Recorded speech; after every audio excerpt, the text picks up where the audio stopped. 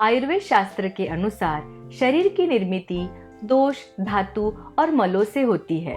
वात, पित्त, कफ ये 3 दोष शरीर में संतुलित अवस्था में हो तो व्याधि निर्मित नहीं होती। इनमें से कोई भी एक दोष अगर बढ़ जाए तो व्याधि निर्मित होती है। ऐसी व्याधियों के लिए शमन और शोधन ये चिकित्साएं बताई गई है। शमन चिकित्सा शरीर में बढ़े हुए दोषों का शरीर में शमन करना, और शोधन चिकित्सा शरीर में बढ़े हुए दोषों को शरीर से बाहर निकालना। ये शमन और शोधन चिकित्सा पंचकर्म के उपयोग से की जाती है।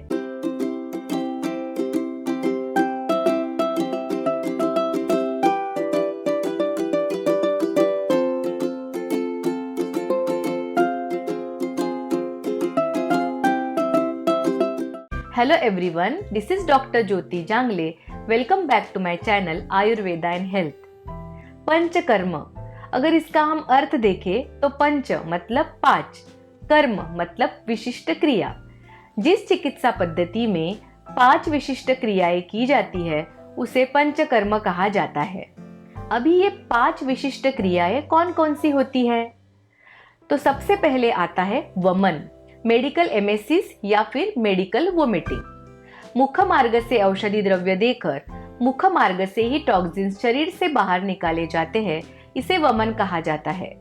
ओबेसिटी मतलब मोटापा, एक्ने, पिंपल्स, मुख दूषिका, ल्यूकोडर्मा, ऐसे कफ दोष से होने वाली बीमारियों के लिए वमन चिकित्सा की जाती है।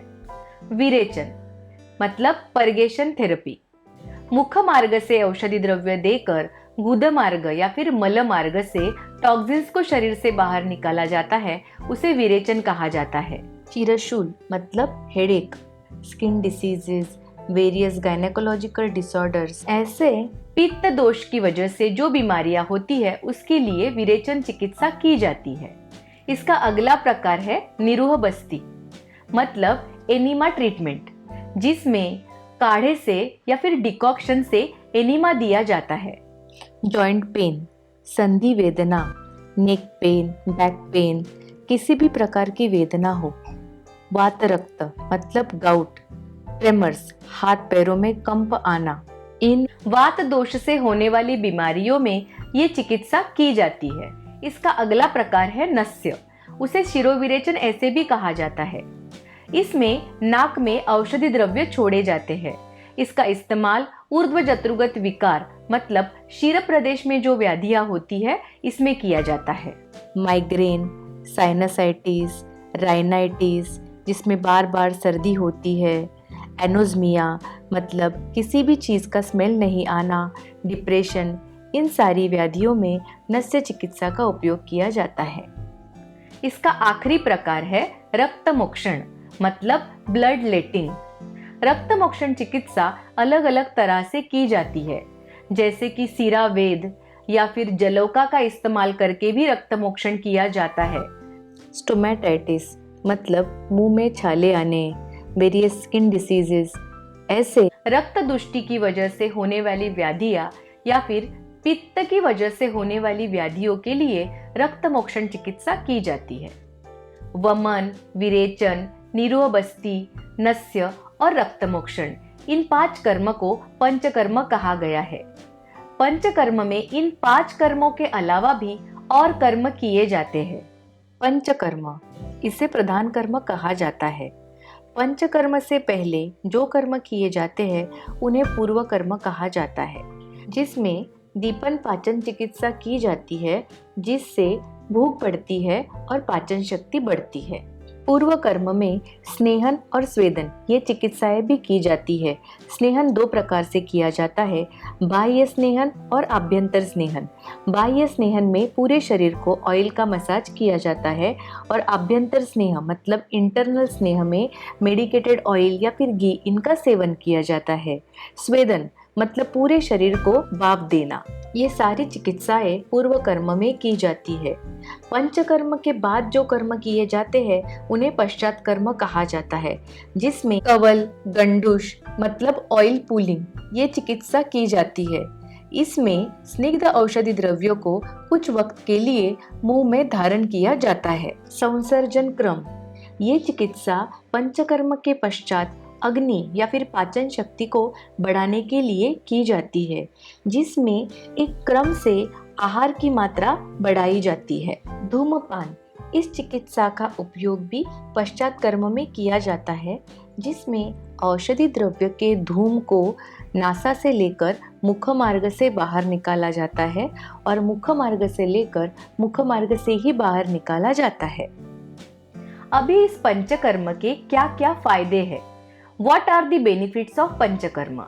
जिन व्याधियों के लिए पंचकर्म किए जाते हैं वो व्याधि जड़ से नष्ट हो जाते हैं। पंचकर्म की वजह से शरीर की पाचन शक्ति जो अग्नि है वो बढ़ती है, व्याधि क्षमत्व मीन्स जो इम्यूनिटी है वो बढ़ती है, बुढ़ापा जल्दी नहीं आता, एंटी एजिंग का काम करता है, शरीर और मन स्वस्थ रहता है, शरीर शुद्ध रहता है, इंद्रिय प्रसन्न रहती है।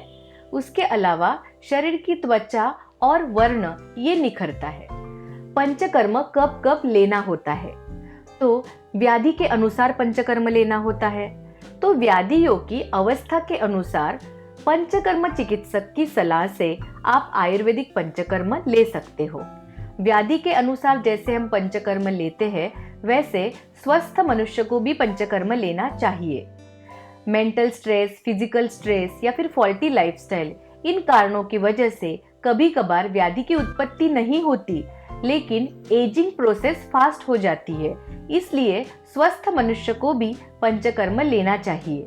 स्वस्थ मनुष्य रोज कौन कौन सा पंचकर्म ले सकते हैं? तो इसमें होता है अभ्यंग, शरीर को तेल लगाना, शिरो अभ्यंग, शिर प्रदेश में तेल लगाना, नस्य, नाक में औषधि तेल छोड़ना, और उसके बाद आता है पाद अभ्यंग, मतलब पैरों को तेल लगाना। अभी ऋतु के अनुसार क्या पंचकर्म लेना चाहिए? वर्षा ऋतु मतलब बारिश का महीना। इस महीने में वात बढ़ा हुआ होता है, उस वजह से संधि वेदना, जॉइंट पेन ये देखा जाता है। इसलिए वर्षा ऋतु में बस्ती चिकित्सा, अभ्यंग, शरीर को तेल लगाना ये चिकित्सा लेनी चाहिए। शरद ऋतु मतलब अक्टूबर हीट का महीना।